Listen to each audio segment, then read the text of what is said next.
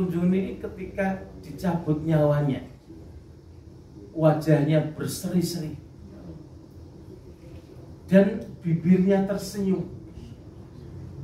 Ya, mungkin ketika malaikat mau menjemputnya, malaikat datang dengan penampilan yang menarik, penampilan yang tidak menakutkan. Dengan halus malaikat ini mengatakan, ya ayyatuhan nafsul mutmainnah irji'i ila rabbiki radiyatan mardiyah fadkhuli fi ibadi wadkhuli jannati. Wahai engkau rohnya Dr. Tunjung, mari ikut bersamaku. Dia ambil itu dengan pelan-pelan. Ya. Kembalilah ke pangkuan Tuhanmu. Jadilah engkau hamba Allah dan silakan masuk surganya Allah. Kenapa? Karena beliau ini sudah mendermakan sebagian besar dari harta-harta beliau, dan sampai sekarang gedung-gedung yang dibangun semua atas biaya beliau.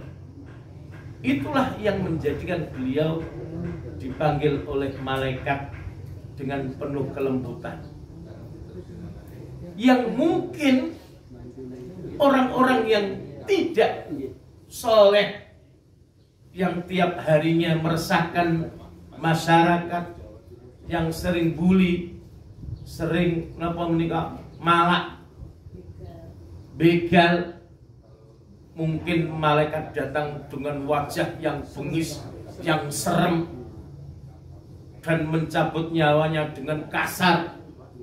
Akhriju anfusakumul yaum, al yauma tujzauna adzabal hun bima kuntum ta'mal. Hei engkau roh yang jahat, keluar kamu dari tubuh manusia ini, masuklah kamu ke neraka. Sekarang panjenengan tinggal memilih, mau dijemput malaikat dengan wajah berseri-seri, atau mau dipaksakan keluarnya, diambil rohnya dengan kasar. Ini pilihan, terserah panjenengan. Seperti yang malaikat nasihatkan kepada Rasulullah Muhammad sallallahu alaihi wasallam. Tentunya nasihat malaikat ini bukan khusus bagi Rasul, tapi utamanya bagi umatnya. Apa nasihat malaikat Jibril? Ya Muhammad, ish ma syi'ta fa innaka mayyitun. Hai Muhammad, hiduplah kamu sesuka hatimu. Silakan kamu berpolah sakarepmu, mau tingkah kaya ngapa, uripmu silakan. Tapi ingat bahwa kamu pasti akan meninggal dunia. Innaka mayyitun wa innahum lamayyitun. Kamu pasti akan mati dan mereka juga akan mati. Kalau sudah mati, malaikat tidak membedakan siapa yang mati. Meskipun yang mati itu jenderal, malaikat tidak segan-segan untuk bertanya. Yang tidak bisa menjawab pertanyaan langsung mendapatkan hukuman ketika itu. Tidak ada nek jenderal mati itu, mohon maaf, hormat jenderal, mohon maaf saya akan bertanya padamu. Tidak ada. Ya. Langsung disebut namanya. Hei fulan, marabbuka, siapa Tuhanmu? Kalau orang tidak pernah mengingat Allah, dia tidak akan bisa menjawab pertanyaan itu.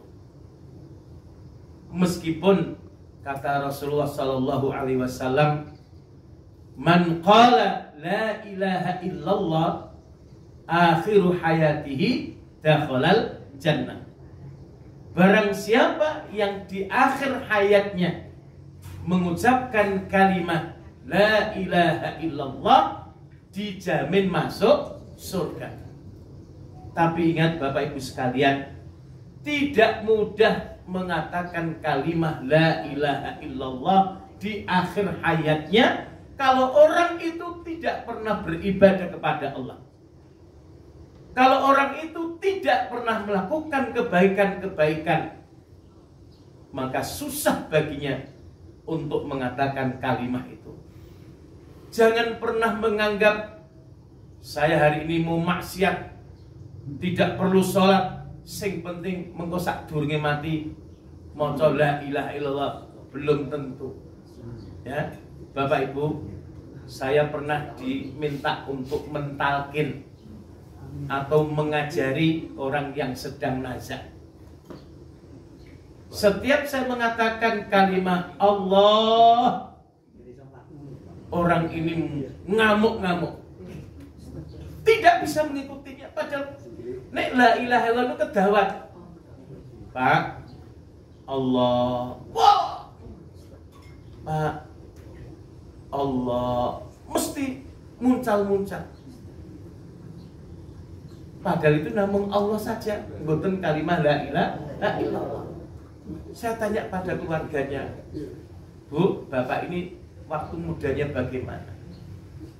Ngapunten Pak Ustadz, Bapak kula niki kek cilik niku mboten tau gelem sembahyang.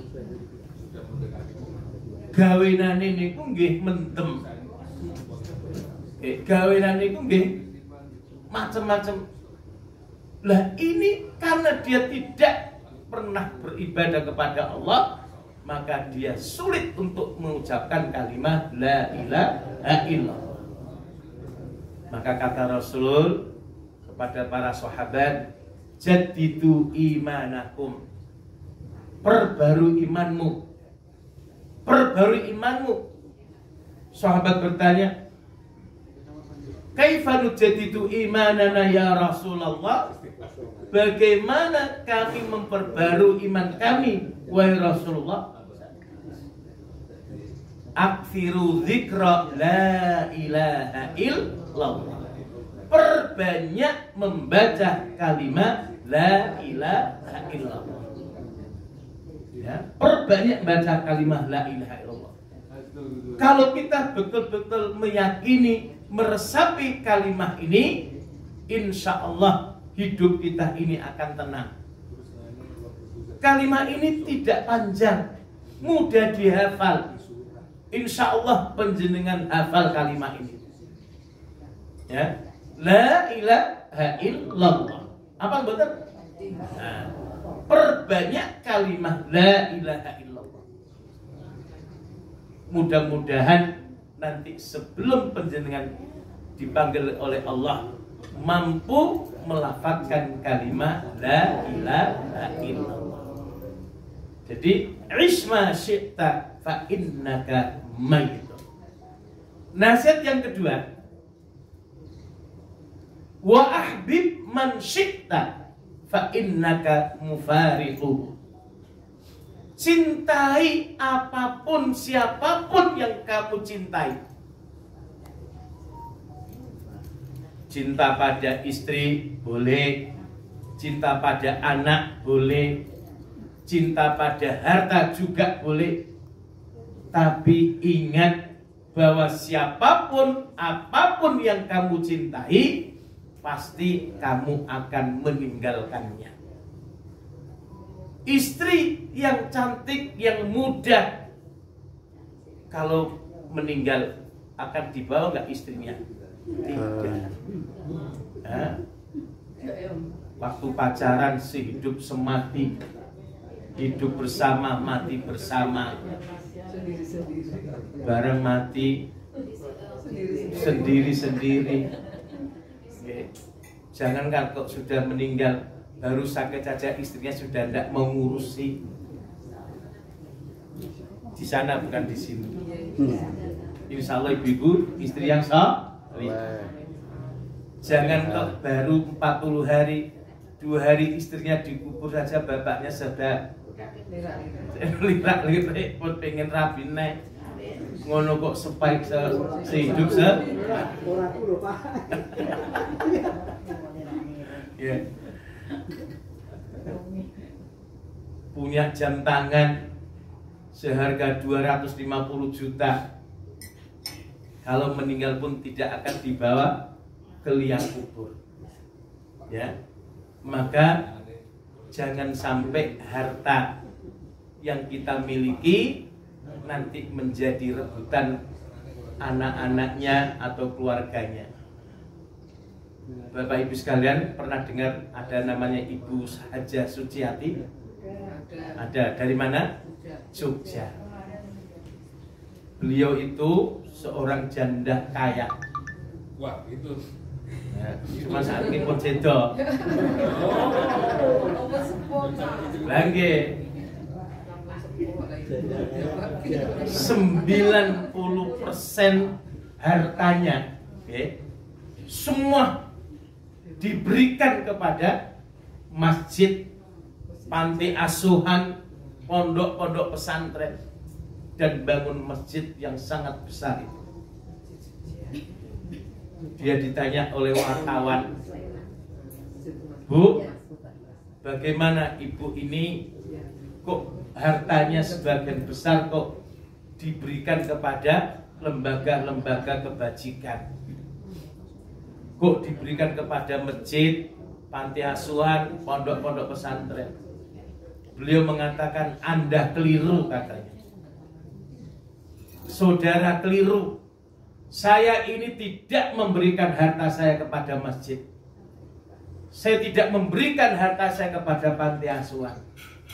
Saya hanya menitipkan saja. Loh, coba jawaban kan politis banget, ya tak? Saya tidak pernah memberikan harta saya kepada panti asuhan, pada masjid, tidak. Saya titipkan saja. Yang nanti mau saya ambil nanti di akhir. Masya Allah. Karena beliau yakin dengan janji Allah Subhanahu wa ta'ala, man dzalladzi yuqridullaha qardan hasanan fayudha'ifahu lahu ad'afan katsira. Kata Allah, barang siapa yang meminjami, loh, bukan memberi ini. Barang siapa yang meminjami pinjaman hartanya untuk Allah, untuk jalan Allah, maka Allah akan mengembalikan pinjaman itu dengan kembalian yang berlipat-lipat ganda tanpa ada batasnya. Coba, beliau sangat yakin bahwa apa yang dipinjamkan kepada Allah, ya, Allah akan kembalikan harta itu berlipat-lipat ganda. Mungkin kelihatannya hartanya berkurang, tapi hakikatnya harta itu disimpan oleh Allah sebagai tabungan, dan harta itu berkembang, berbunga, maka bunganya berlipat-lipat ganda. Itu seorang yang yakin apa yang diberikan kepada Allah itu. Bapak Ibu sekalian, sebetulnya harta yang kita miliki ini, itu harta dari mana, Bu? Dari Allah. Harta yang kita miliki ini hartanya Allah, diberikan kepada kita. Ya, Allah hanya minta pinjam. Allah tuh sudah memberikan harta kepada kita. Allah hanya minta pinjam saja, bukan minta. Tapi kita kok merasa berat, ya? Coba ngeten, panjenengan maringi duit putra panjenengan, le, iki tak wae duit 50 juta. Ya, ini panjenengan palingkan. Panjenengan memberi anak uang 50 juta. Suatu saat panjenengan ini butuh dengan uang 50 juta ini sebagian kecil. Le, bapak butuh duit 5 juta le. Loh, anaknya nggak mau ngasih. Coba anaknya tuh gimana? Sudah dikasih, mau dipinjam saja, kok nggak boleh? Nah, kira-kira penjenengan sebagai orang tua yang sudah mengasih anaknya uang 50 juta karena ada kebutuhan mendadak, pinjem, bukan minta, pinjem uang 5 juta untuk keperluan mendadak ini, anaknya nggak mau ngasih pinjaman. Nesu betul Bu? Nesu betul, nesu. Hah? Kebangetan kowe iku tak wae duit 50 juta mung disilih duit 2 dina 3 dina 5 juta wae kok ora mbok kei. Dasar kowe anak durhaka. Ini Allah juga begitu. Hei menungsa, kalau tak wae duit 100 juta. Kalau nang masjid omahku iki gentenge rusak. Butuh duit 2 juta. Wae ana sili ana. Engko tak balikke. Allah mboten angsal. Ora entuk lho. Kira-kira Allah marah enggak seperti itu? Marah. Lah monggo nek panjenengan mboten kersa di Gusti Allah, ya tahu diri. Oh iya ya. Ini harta Allah, uang dari Allah. Allah pinjam saja. Bukan meminta. Allah enggak butuh uang kita. Allah tidak butuh uang kita. Ya, innallaha ghaniyun hamid. Allah itu maha kaya lagi maha terpuji. Ya. Maka kalau kita yakin bahwa harta yang kita nafkahkan, yang kita sedekahkan, yang kita zakatkan akan kembali kepada diri kita nanti di akhirat, maka banyak-banyaklah bersedekah, banyak-banyaklah zakat. Insya Allah mungkin secara zahir orang yang sedekah itu berkurang jumlahnya, zahirnya. Tapi hakikatnya uang yang disedekahkan itu akan dilipat gandakan oleh Allah Subhanahu wa taala dan nanti akan diberikan mungkin di dunia dan juga nanti di akhirat.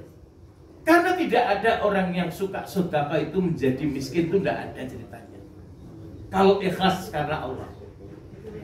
Kalau ikhlas karena Allah, tidak ada orang yang sedekah itu menjadi miskin, bahkan menjadi kaya. Bahkan menjadi kaya. Bapak Ibu sekalian, jamaah rahimakumullah. Nasihat Jibril pada Rasulullah yang ketiga adalah fa'mal ma syi'ta fa innaka majziyun bihi. Lakukan apa yang kamu lakukan.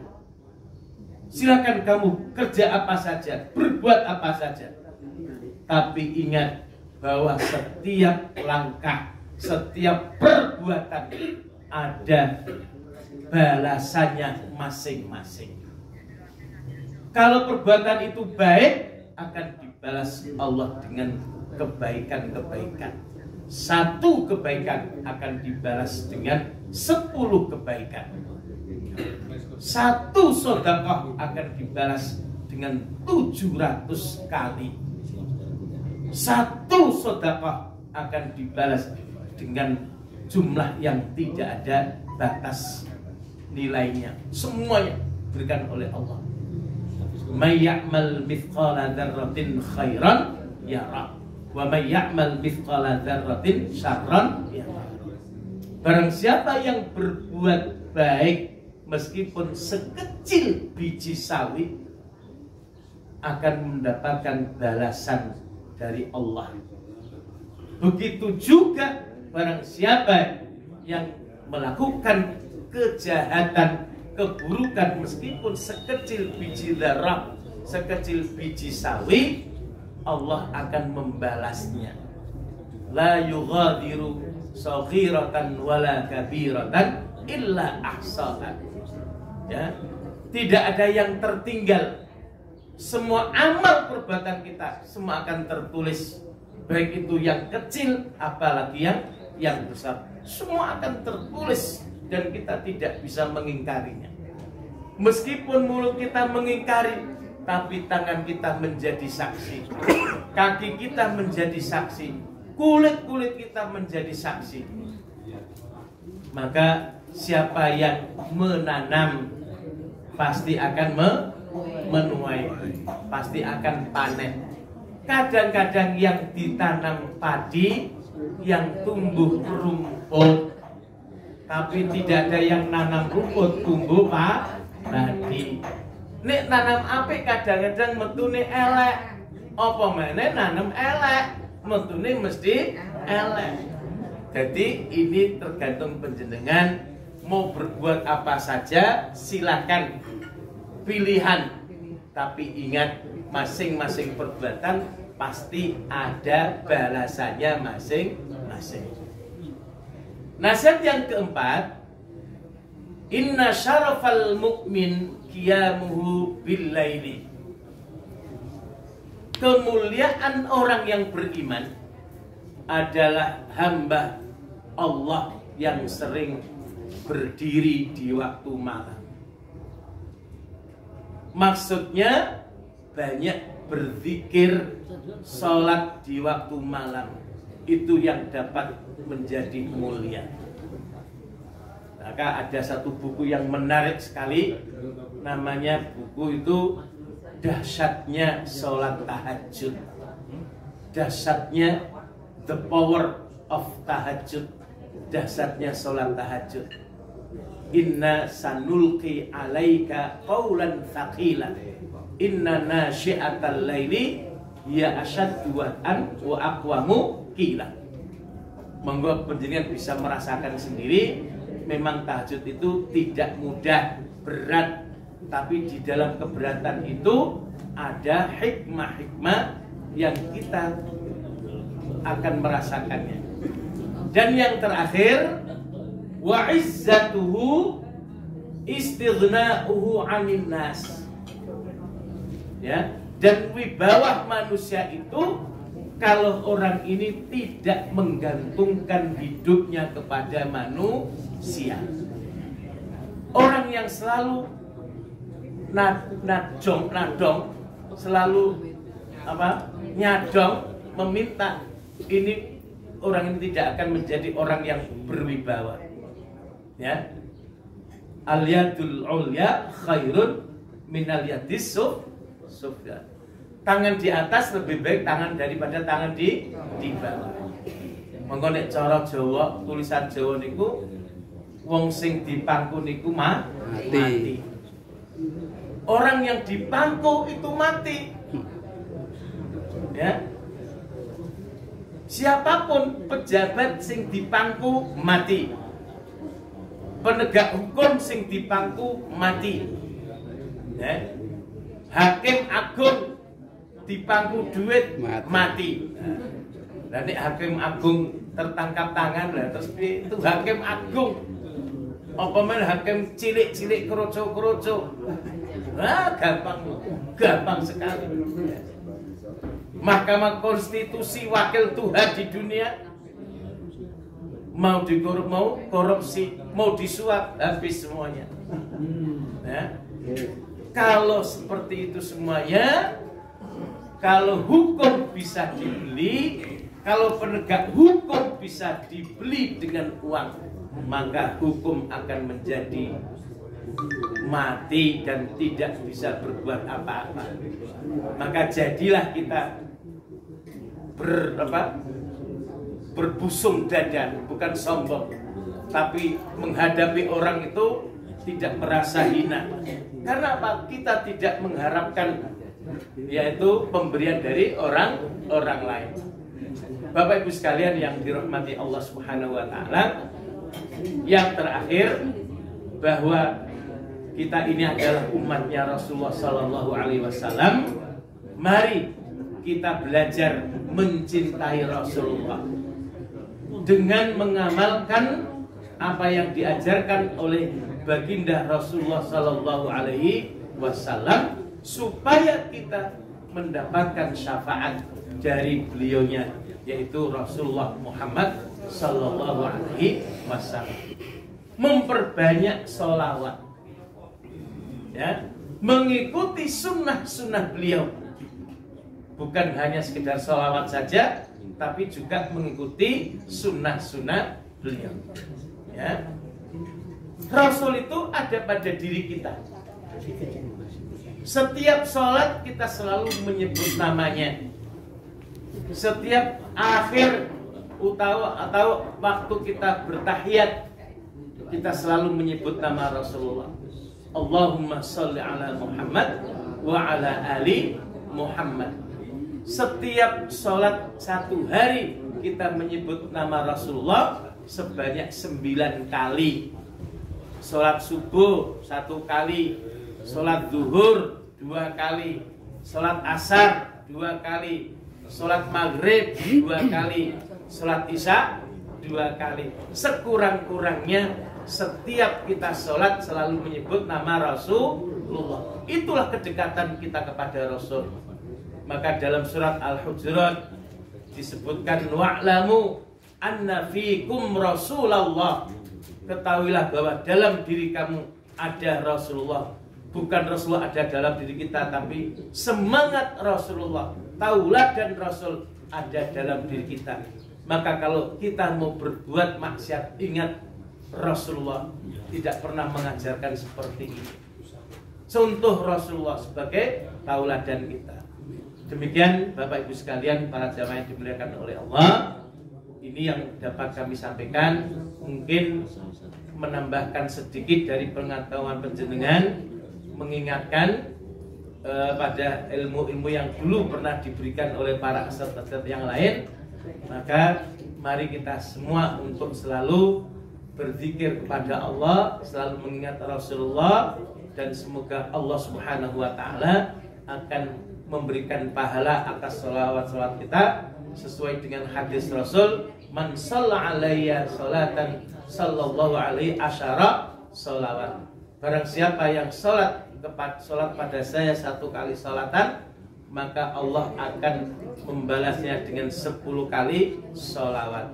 Mari kita tutup acara ini dengan bersama-sama meminta ridhonya Allah Subhanahu wa taala. Semoga kita di akhir hayat kita nanti kita menjadi orang yang soleh, solihah, dan nanti kita dipanggil oleh Allah dalam keadaan husnul khatimah. Amin ya rabbal alamin. Ala hadhihi niyyah as-salihah al-fatihah. A'udzu billahi minasyaitonir rajim. Bismillahirrahmanirrahim. Alhamdulillahirabbil alamin. Arrahmanir rahim. Maliki yaumiddin. Iyyaka na'budu wa iyyaka nasta'in. Ihdinas siratal mustaqim. Siratal ladzina an'amta 'alaihim ghairil maghdubi 'alaihim waladdallin. Amin. Bismillahirrahmanirrahim. Alhamdulillahirabbil alamin. Hamdan hamidin, hamdan syakirin, hamdan na'imin, hamdan yuwafi ni'amahu wa yukafi'u mazidah. Ya Rabbana lakal hamdu kama yanbaghi li jalali wajhikal karim wa 'azmi sultanik. Allahumma salli wa sallim wa barik ala Muhammad wa ala alihi wa sahbihi ajma'in. Walhamdulillahi rabbil alamin. Allahumma ighfir lana dhunubana wa liwalidina warhamhum kama rabbawna shighara. Allahumma ighfir liwalidayna, Allahumma ighfir liwalidayna warhamhuma kama rabbayana shighara. Ya Allah, ya Tuhan kami, ampunilah dosa-dosa dan kesalahan kami ya Allah. Ya Allah, ampuni segala dosa dan kesalahan orang tua kami, bapak ibu kami. Ya Allah, berikanlah bagi mereka tempat yang layak di sisinya ya Allah. Ya Allah, berikanlah tempat yang layak di sisimu ya Allah. Ya Allah, kasihlah kedua orang tua kami sebagaimana keduanya telah mengasihi kami, mengasuh kami, mendidik kami. Ya Allah, masukkanlah keduanya ke dalam surgamu ya Allah. Ya Allah, Allahumma inna nas'aluka al-afiyata wal mu'afata fid dini wad dunya wal akhirah, wa nas'aluka Allahumma ridhaka wal jannah, wa na'udzubika min sakhatika wan nar. Allahumma inna nas'aluka ilman nafi'an wa rizqan wasi'an halalan thayyiban Allahumma inna nas'aluka imanan kamilan wa lisanan dzakiran wa qalban khashi'an wa amalan salihan mutaqabbala. Ya Allah, berikan kepada kami keimanan yang sempurna ya Allah. Ya Allah, mudahkanlah kami untuk selalu beribadah kepadamu ya Allah. Ya Allah, mudahkan langkah kami untuk menuju tempat-tempat beribadah ya Allah. Ya Allah, mudahkan kami untuk mendekati dirimu ya Allah, berzikir padamu ya Allah. Ya Allah, jadikanlah kami husnul khatimah. Ya Allah, jadikanlah kami husnul khatimah ya Allah. Ya Rabbal Alamin. Wa sallallahu ala sayyidina Muhammadin wa ala alihi wa sahbihi ajma'in. Rabbana atina fid dunya hasanah wa fil akhirati hasanah wa qina adzabannar. Walhamdulillahi rabbil alamin. Wassalamualaikum warahmatullahi wabarakatuh. Waalaikumsalam warahmatullahi wabarakatuh. Dilihat. Berarti kalau kita yakin kita nanti akan dipanggil oleh Allah, maka kita pasti akan mempersiapkan kehidupan yang abadi nanti di akhirat. Kalau begitu pertanyaannya, apa yang panjenengan sudah persiapkan? Apa yang sudah panjenengan persiapkan? Ternyata sekarang panjenengan sudah pensiun dan panjenengan tidak lama lagi akan kembali ke pangkuan Allah Subhanahu wa taala. Ustaz, orang mesti sing tua dhisik, kadang-kadang sing nom yo disi. Nggih, leres. Tapi sunahipun, kebiasaanipun sing tua luwih dhisik. Ya, sing tua luwih. Bapak Ibu sekalian, umur 50, kondisi kita itu semakin tambah umur semakin lemah. Leres Bu? Leres. Semakin tambah umurnya bukan semakin tambah kuat fisiknya, tapi semakin tambah melemah. Penglihatannya sudah mulai kabur, dengkulnya sudah mulai linglung, giginya sudah mulai lepas satu persatu. Biasanya dahar tengkleng saya mampu saiki bodoh sakit. Kupingnya sudah kurang pendengarannya, gegernya sudah mulai membungkuk. Kados napa ingkang didhawuhaken Allah Subhanahu wa taala, wa man nu'ammirhu nunakkishu fil khalqi afala ta'qilun. Sapa wonge sing didhawakke umure bakal dibalikke marang ciptaan awale. Inggih menika, semakin orang tua semakin kembali menjadi anak bayi lagi. Ada satu pertanyaan, mungkin pertanyaan mudah sekali, tapi jawabannya panjang.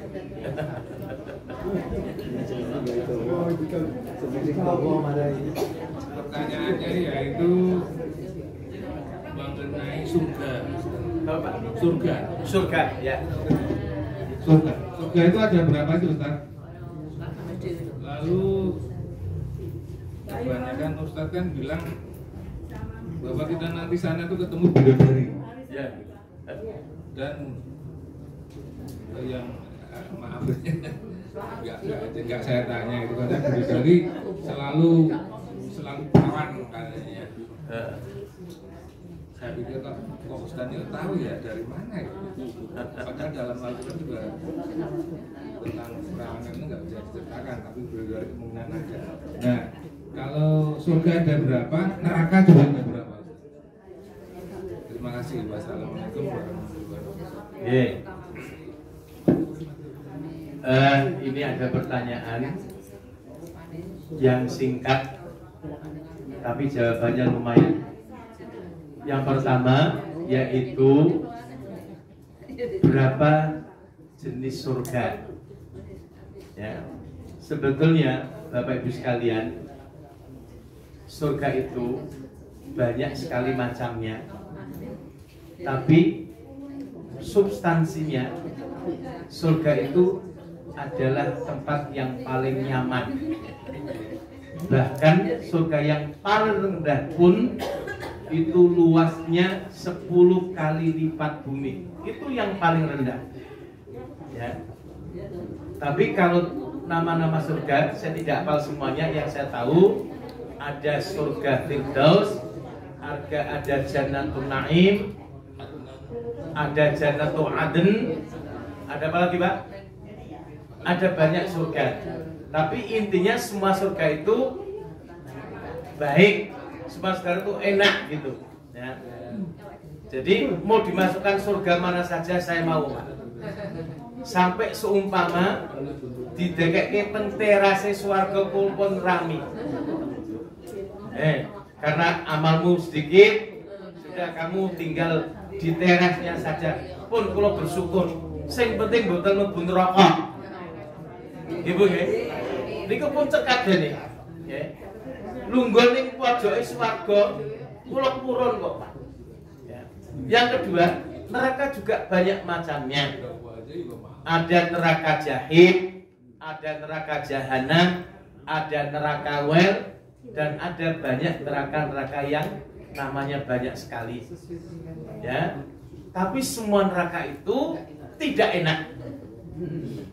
Ya, mau diletakkan di neraka yang paling bawah sekalipun juga tidak enak.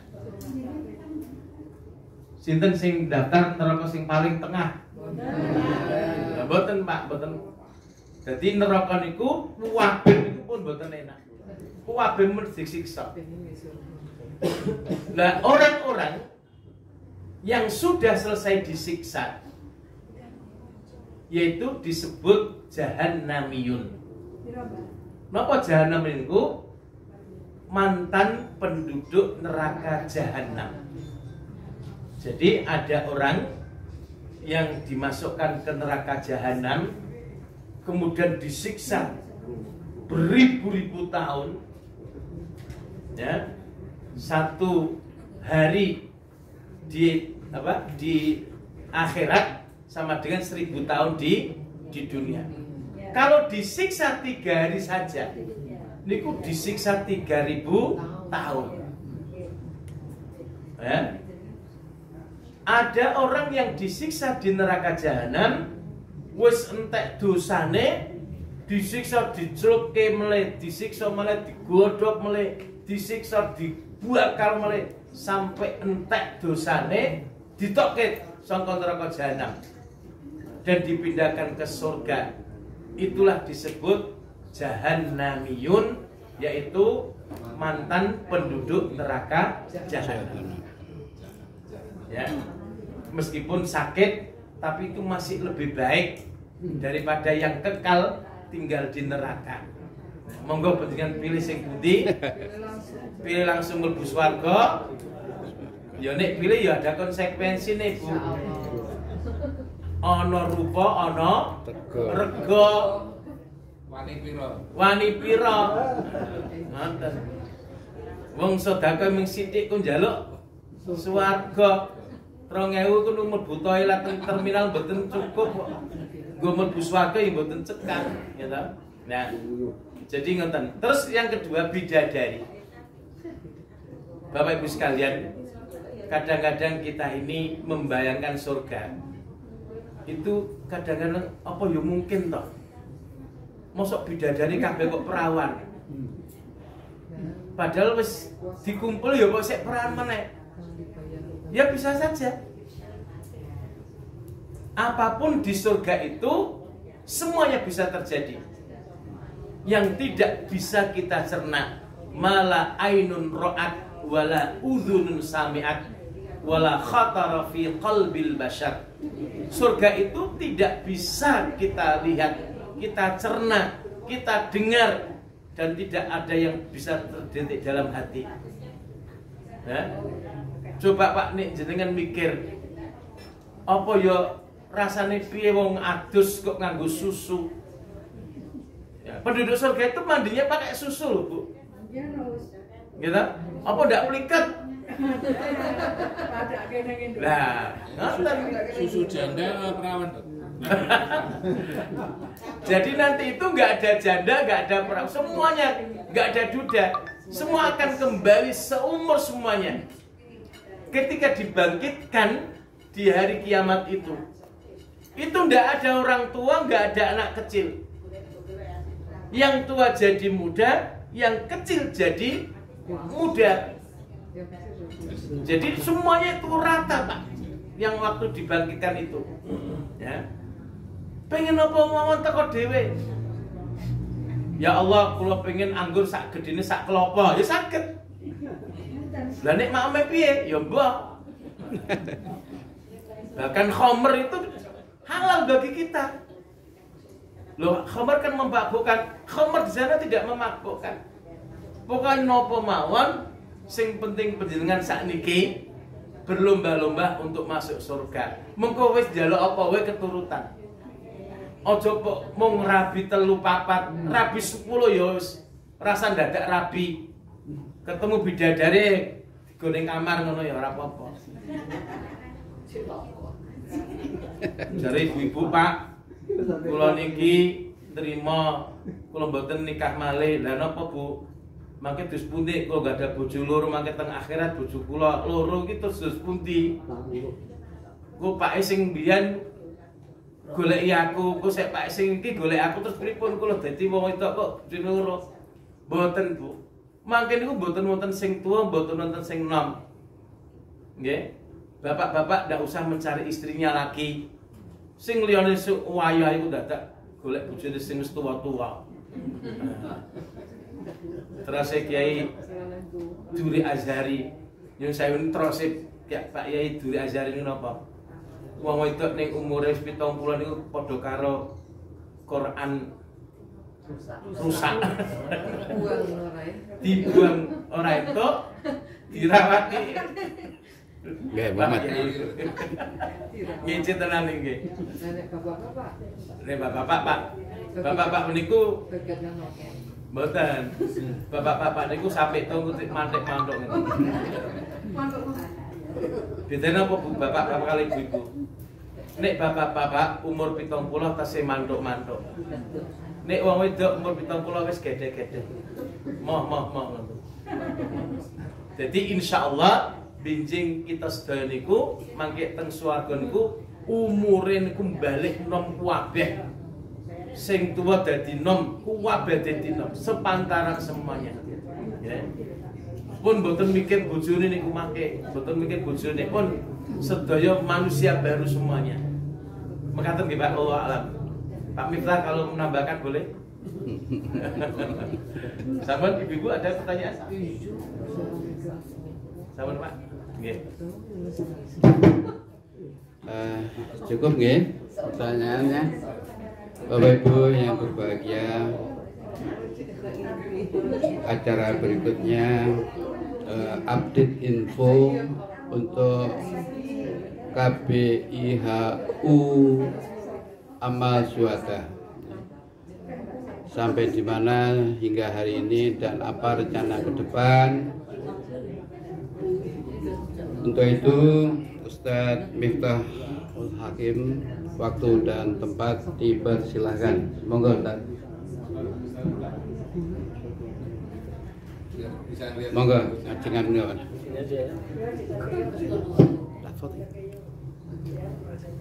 Berikutnya yang saya mention.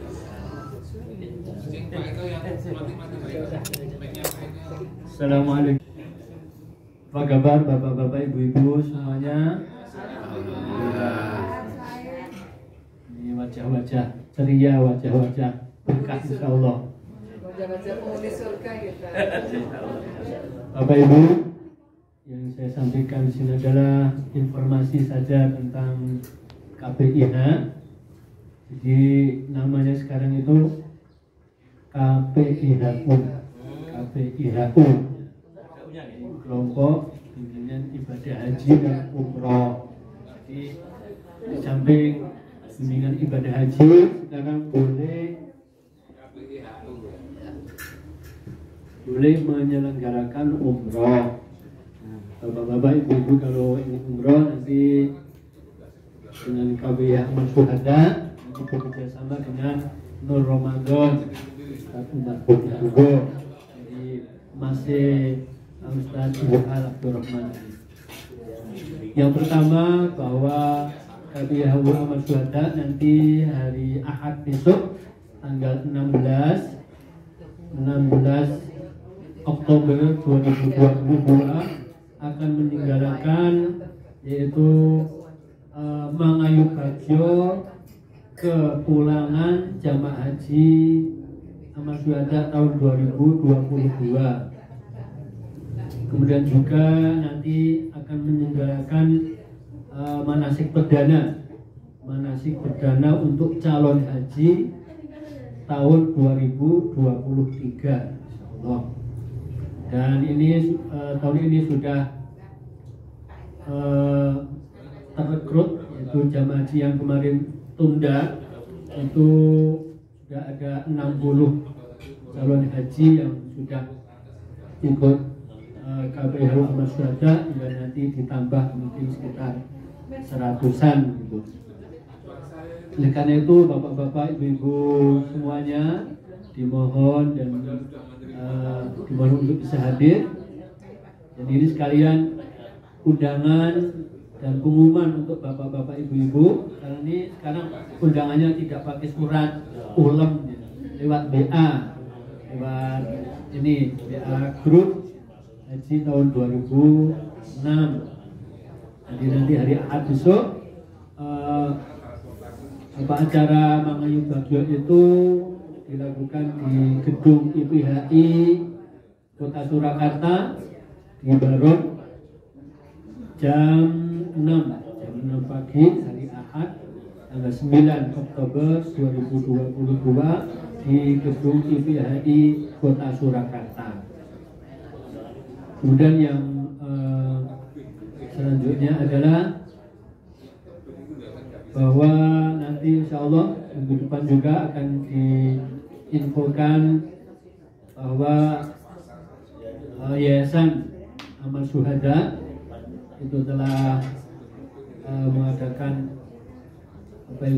penyegaran pengurusnya, termasuk pengurus KPIH Amal Syuhada. Nanti juga akan disampaikan di dalam acara itu.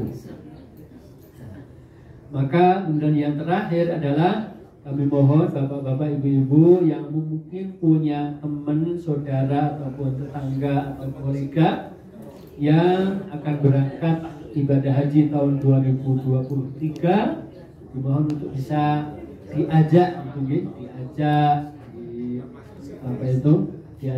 bisa bergabung dengan KPIH Amal Syuhada.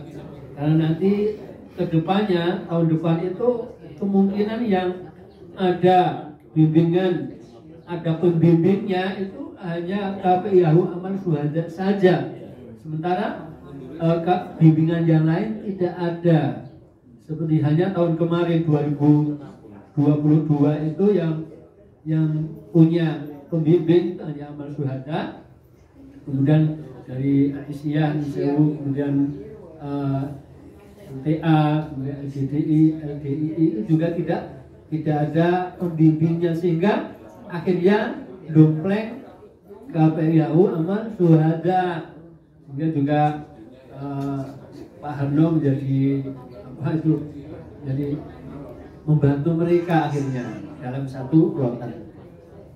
Maka kami mohon itu bersama, dan juga mohon kepada Bapak Ibu bisa menginformasikan kepada calon-calon haji tahun 2023 dan bisa nanti bisa bergabung, diajak itu, dirayu supaya bisa bergabung dengan Amal Syuhada.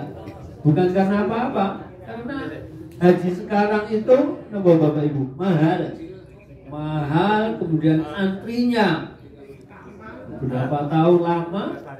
Kalau pembimbingan di sana itu tidak maksimal, itu kasihan, nanti rugi dan juga nanti menyesal. karena haji adalah sekali seumur. Inilah yang dapat saya sampaikan dalam pengumuman pada hari ini yang luar biasa. Alhamdulillah, syukur katsiron, terima kasih Pak Haji Toto Estianto dan keluarga. Ini luar biasa.